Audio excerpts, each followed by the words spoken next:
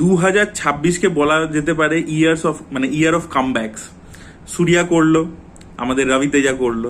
তো রবি তেজার ইরুমুডি ছবিটা আমি দেখলাম, শিবা নির্মাণা তিনি ডিরেক্ট করেছেন, যিনি এর আগে এই ছবিটা করেছেন। নিনু কোরি বলে একটা ছবি করেছিলেন, তার পরবর্তীতে টাক জগদীশ করেছে। টাক জগদীশ বাই দ্য ওয়ে অতটা ভালো ছবি নয়, বাট মাজলি খুব ভালো ছবি ছিল, নিনু কোরি খুব ভালো ছবি ছিল, খুশি ছবিটা ঠিকঠাক ছিল, আর টাক জগদীশটা অ্যাকচুয়ালি ওর সব থেকে খারাপ কাজ। তো এই ছবিটা কিন্তু খুবই ভালো বানিয়েছে। তো এই ছবিটা রবি তেজার কেন ছবি চলছিল না, পরপর অনেক ছবি খারাপ হচ্ছিল, কেন হচ্ছিল? কারণ হি ওয়াজ প্লেইং হিমসেলফ। যে একটা আমার স্টিরিওটাইপ আছে মাস মহারাজা, আমি সেটাই প্লে করছি বারবার। ছবির মধ্যে উমেন পোর্ট্রেয়াল ঠিকঠাক ছিল না, আননেসেসারি ক্রিঞ্জ কমেডি ছিল, পরপর মানে খুব ওল্ড স্কুল একটা ছবি আমরা দেখতে পেতাম রবি তেজার কাছ থেকে। তো তার মধ্যে কিছু ছবি আবার ওয়ার্কও করে গেছে, যেরকম কি ধামাকা বলে একটা ছবি এসেছিল, ওটা ওয়ার্ক করে গেছিল। তো এরকম কিছু কিছু ছবি ওয়ার্ক করে গেছে, কিন্তু মোস্টলি ছবিগুলো ফালতু আর ম্যাক্সিমামই ট্যাঙ্ক করেছে। তো এই জিনিসপত্র হচ্ছিল।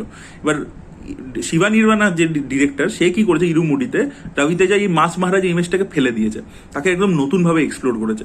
রবি তেজা কিন্তু একজন ভালো অভিনেতা, সে একটা টাইমে সাপোর্টিং একটা ছোট সাইড ক্যারেক্টার সেখান থেকে শুরু করেছিল, এবং সেখানে তারপরে যখন সে প্রথম নায়ক হয় আর্লি 2000s, যেখানে ধীরে ধীরে সে উঠছিল, সেখানে কিন্তু সে কিছু ভালো ভালো পারফরমেন্সও দিয়েছিল।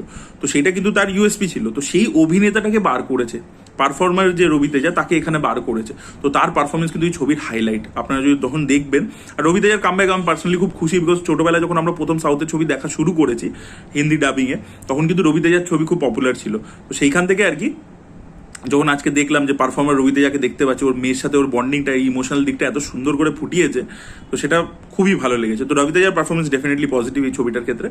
দ্বিতীয় হচ্ছে ওই যেটা বললাম যে বাচ্চা মেয়েটি যে রয়েছে, চাইল্ড আর্টিস্ট, তার কিন্তু পারফরমেন্স খুব ভালো। সেই মেয়েটিও বাচ্চাটিও খুব ভালো কাজ করেছে, এবং তার সাথে ওই রবি তেজার বন্ডিংটা ছবিটা ইউএসপি।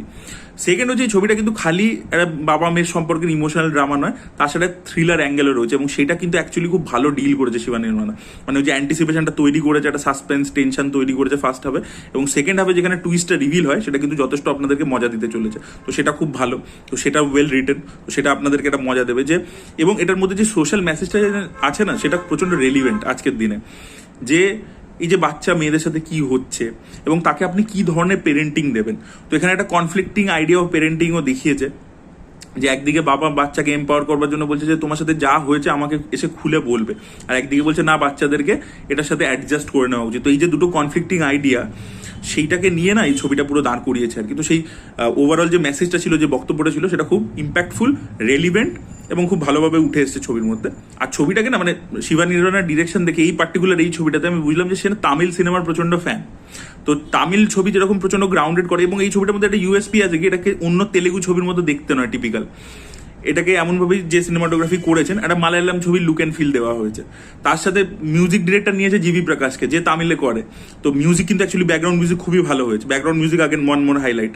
তার সাথে এখানে একটা ব্যাকড্রপ দেওয়া হয়েছে ওই আয়াপ্পা স্বামীর আর কি, যে ওরা করে না, একটা পুরো ব্রত করে আর কি, সেই যে জিনিসটাকে দেওয়া হয়েছে। তো ওটার যে দুটো গান আছে, ওই দুটো গান খুব ভালো।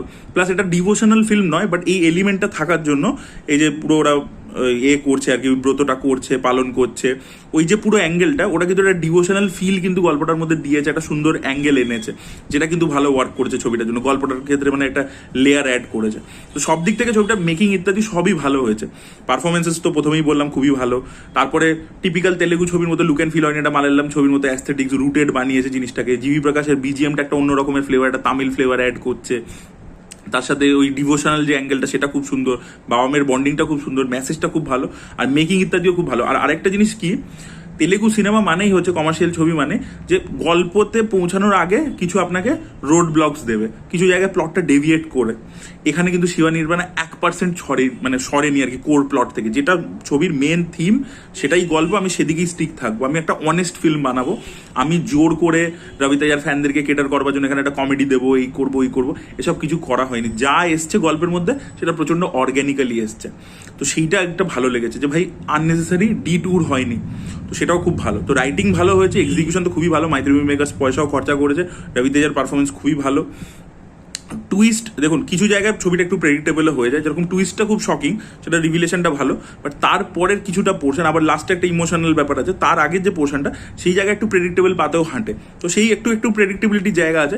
আর ইনিশিয়ালি ছবিটা যেখানে স্টার্ট হয় সেখানে যেহেতু পুরোটাই বিল্ড আপ করতে যাচ্ছে, তো সেই জায়গাটা কিছু লোকের সামান্য একটু স্লো মানে হলেও হতে পারে আর কি।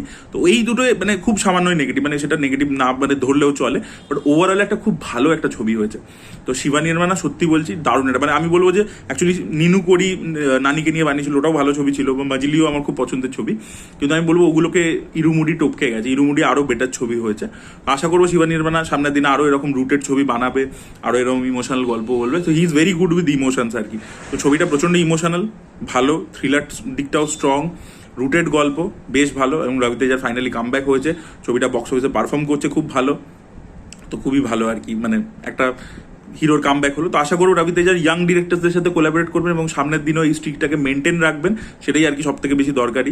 কারণ একটা ছবি দিয়ে তো হবে না, আপনাকে ব্যাক টু ব্যাক ভালো ছবি করতে হবে, সেটা খুব ইম্পর্টেন্ট। তো এটাই বলা ছিল। আপনারা পরবর্তীকালে দেখুন, এখানে কলকাতায় শোজ এসছে, বাট ওই মিরাজে আছে, কোয়েস্ট মলেরটা তো আমি দেখতে যেতে পারলাম না, এত রাতের শো দিয়েছে।